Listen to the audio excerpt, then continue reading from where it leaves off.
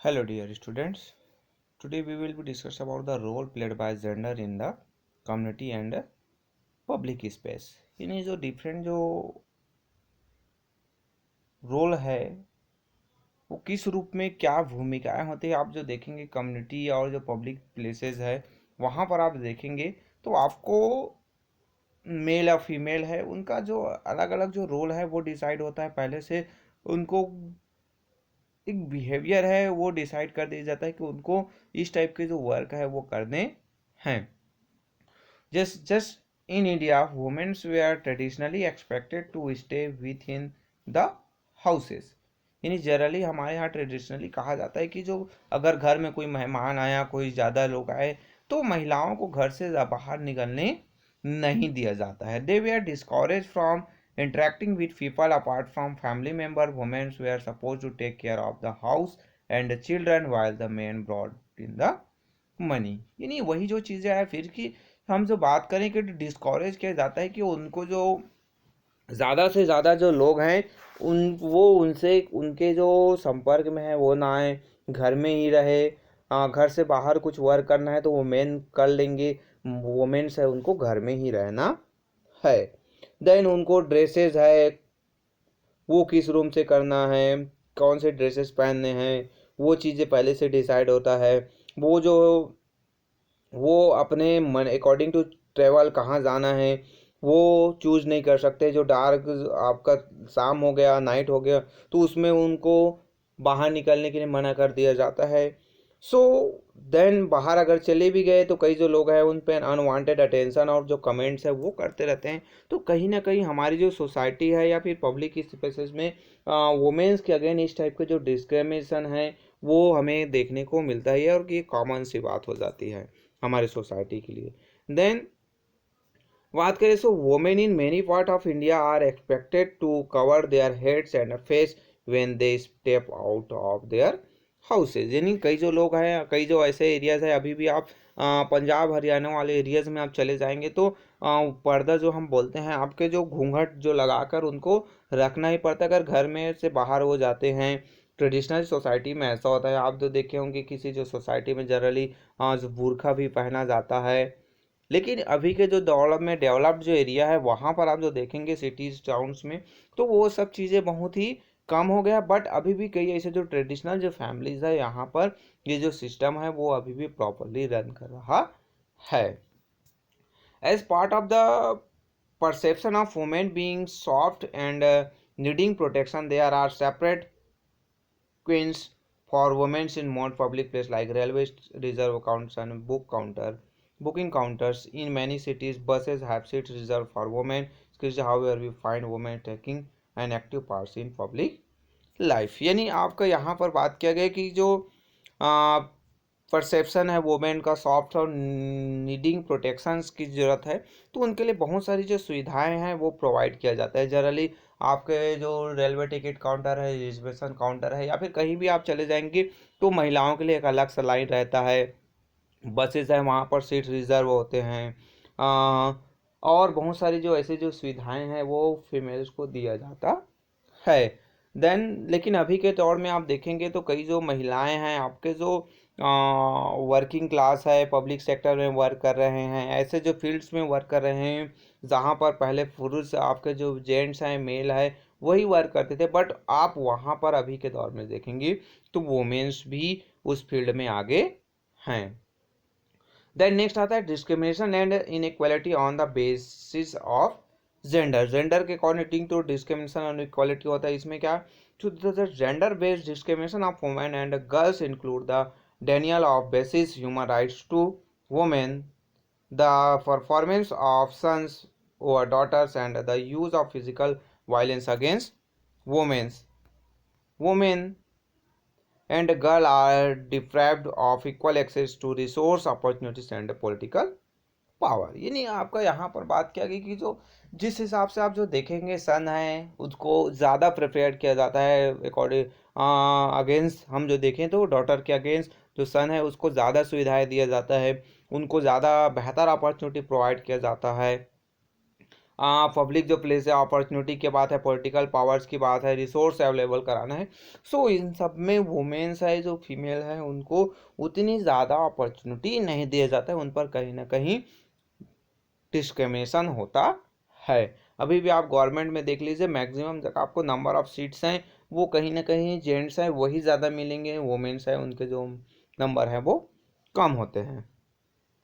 यहाँ पर आया कि फीमेल चिल्ड्रंस है वो नेगलेक्ट किए जाते हैं, उनको चाहे वो एजुकेशन के फील्ड्स में हो, चाहे वो फूड न्यूट्रिएंट्स की बात किया गया है, नीड में मेडिकल केयर है, वो उनको उतना ज़्यादा बेहतर ध्यान नहीं दिया जाता है फीमेल्स पे। Then gender based inequality can often turn fatal in several parts of India. Female infanticide, the killing of female babies, and female foeticide, destroying the female childs in the womb itself। यानी यहाँ पर आप बहुत सारी जो चीज़ें देखेंगे तो जैसे जेंडर बेस्ड इनइक्वालिटीज़ में आता है कि जो कई ऐसे जो पार्ट्स हैं अभी भी हमारे कंट्री में, यहाँ पर आप देखेंगे तो कई ऐसे बच्चे हैं जो पैदा होते हैं जो गर्ल्स, उनके बाद उसको मार दिया जाता है, उनको कचरे में फेंक दिया जाता है, या फिर कभी कभी तो माँ के गर्भ में ही उनको समाप्त कर दिया जाता है। सो ये अभी जो हमारे सोसाइटी में बहुत ही कम हो गया, बट अभी भी कहीं कहीं हमको देखने को ये मिल जाता है। इसी कारण से आपके कई जो स्टेट्स है जहाँ पर नंबर ऑफ मेल्स में फीमेल्स के जो नंबर्स हैं वो कम है। स्पेशली यहाँ पर राजस्थान के एग्जांपल दिया गया है में 926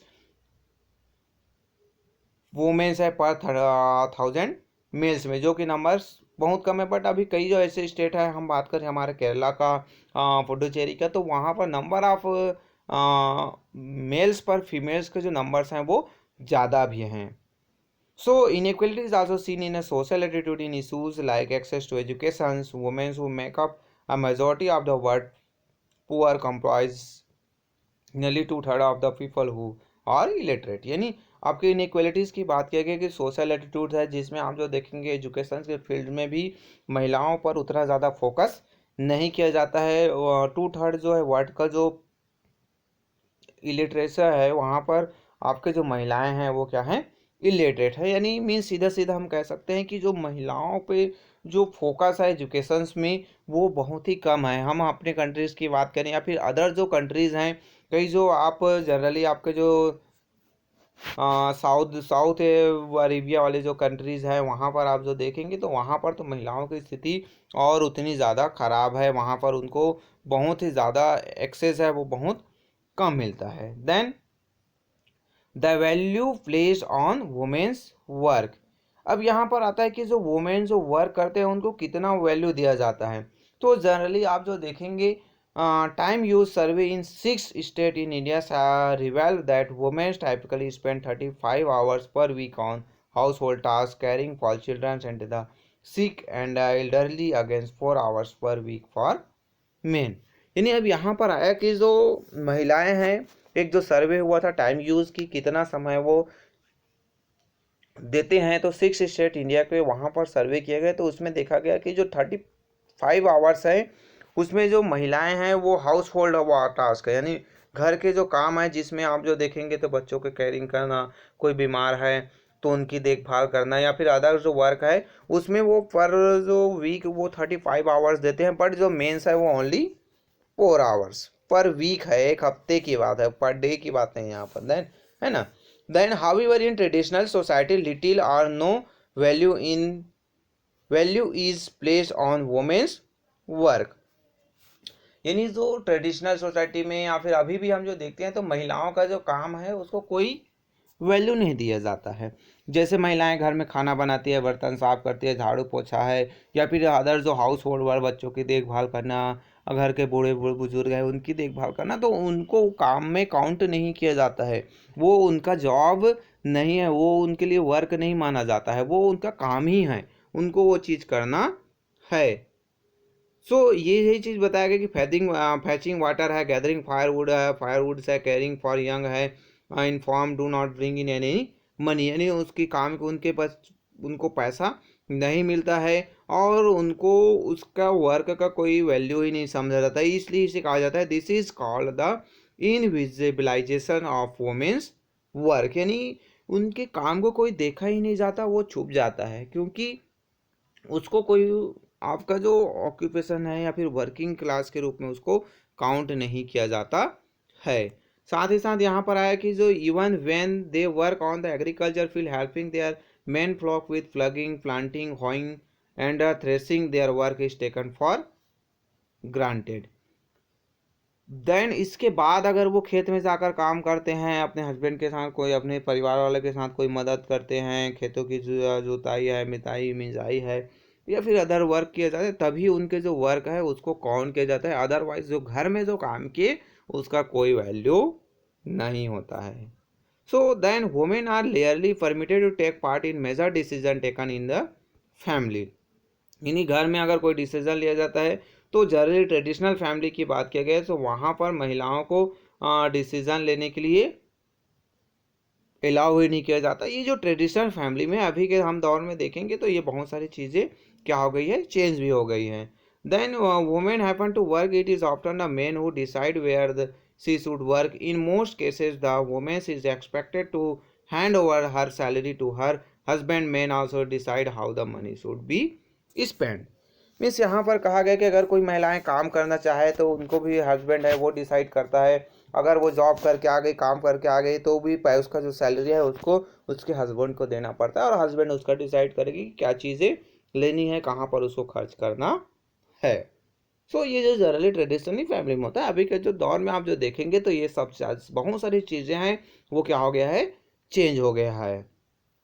Then housework keeps many women and girls out of school and the paid labor force. Even women work outside the household, their average income is far lower than that of men. यानी आपको generally कहा गया कि जो house work होने कारण से जो महिलाएं हैं वो उनको घर में कैद रहना पड़ता है या फिर बाहर भी जा रहे हैं वर्क करने तो उनको क्या होता है, तो जॉब है वो वही जो काम मेल कर रहे हैं वही काम फीमेल कर रहे हैं, बट जो मेल हैं उनको ज़्यादा जो है सैलरी दिया जाएगा, ज़्यादा वेजेस मिलेगा और आपके जो वुमेन्स हैं उनको कम। So according to 2007 report of UNICEF across regions the wage earned by women are roughly 20% lower than that earned by the men। यानी जो 20% लोअर है, 20% कम जो सैलरी है, कम जो पैसे हैं, वेजेस है वो मिलता है महिलाओं को और 20% ज़्यादा होता है आपका सैलरी जो है मेल्स का।